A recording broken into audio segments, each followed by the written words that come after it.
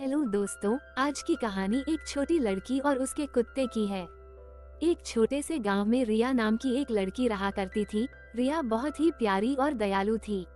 वो अपने माता पिता के साथ एक छोटे से घर में रहती थी। रिया का सबसे अच्छा दोस्त उसका कुत्ता ब्रूनो था।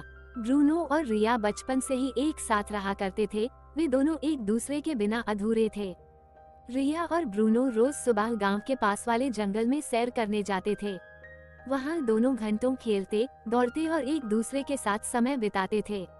रिया को ब्रूनो के साथ रहना बहुत पसंद था और ब्रूनो भी रिया के बिना एक पल भी नहीं रह सकता था।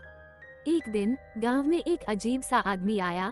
उसने गांव वालों को बताया कि वह जंगल में एक खजाने की तलाश में है। उसने गांव वालों से मदद मांगी, लेकिन किसी ने उसकी बात पर विश्वास नहीं किया। रिया को ये कहानी बहुत रोचक लगी और उसने सोच लिया कि वो और ब्रूनो उस खजाने को ढूंढेंगे। रिया और ब्रूनो ने अगले दिन से ही जंगल में खजाने की तलाश शुरू कर दी। वे गहरे और गहरे जंगल में जाने लगे। एक दिन अचानक ब्रूनो ने कुछ महसूस किया और तेजी से दौड़ने लगा। रिया भी उसके पीछे पीछे दौड़ी। ब्रूनो एक पुरानी गुफा के पास आकर रुक गया। रिया ने गुफा के अंदर देखा तो वहाँ कुछ चमकता हुआ दिखाई दिया। रिया और ब्रूनो ने मिलकर उस चमकती हुई चीज को निकाला और देखा कि वह सच में एक खजाना था। रिया बहुत खुश हुई और उसने सोचा कि वो ये खजाना अपने गांव वालों के साथ बांटेगी। लेकिन जब रिया खजाने को लेकर गांव वापस आई तो वही अजीब आदमी वहां आ गया। उसने खजाने को अपने अधिकार का बताया और रिया से छीनने की कोशिश की। रिया डर गई, लेकिन ब्रूनो ने अपनी बहादुरी दिखाई। उसने उस आदमी पर भौंकना शुरू कर दिया और उसे डराकर भगा दिया।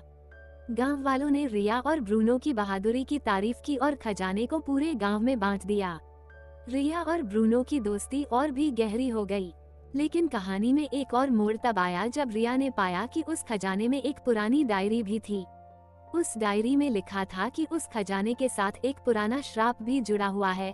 जिसने भी उस खजाने को पाया, उसे अगले पूर्णिमा की रात को जंगल में जाकर एक विशेष अनुष्ठान करना होगा, नहीं तो उसके जीवन में बड़ी मुसीबत आ सकती है। रिया ने तय किया कि वो उस रात जंगल में जाकर अनुष्ठान करेगी। लेकिन जब वो जंगल पहुंची तो उसने पाया कि वही अजीब आदमी भी वहां आया हुआ था और उसने रिया को अनुष्ठान करने से रोकने की कोशिश की। एक बड़ा संघर्ष हुआ और अंत में ब्रूनो ने अपनी जान की बाजी लगाकर रिया को बचाया। अनुष्ठान पूरा हुआ और श्राप समाप्त हो गया। रिया को ब्रूनो की बहादुरी पर गर्व था और उसने वादा किया कि वो कभी भी ब्रूनो को अकेला नहीं छोड़ेगी। इस तरह रिया और ब्रूनो ने अपनी सच्ची दोस्ती और बहादुरी से न केवल खजाना पाया, बल्कि अपने गांव को भी मुसीबत से बचाया। उनकी कहानी पूरे गांव में मिसाल बन गई और उनकी दोस्ती हमेशा के लिए अमर हो गई। दोस्तों, कहानी अच्छी लगी हो तो वीडियो को लाइक करें तथा हमारे चैनल हिंदी कहानियों की किताब को सब्सक्राइब कीजिए। धन्यवाद।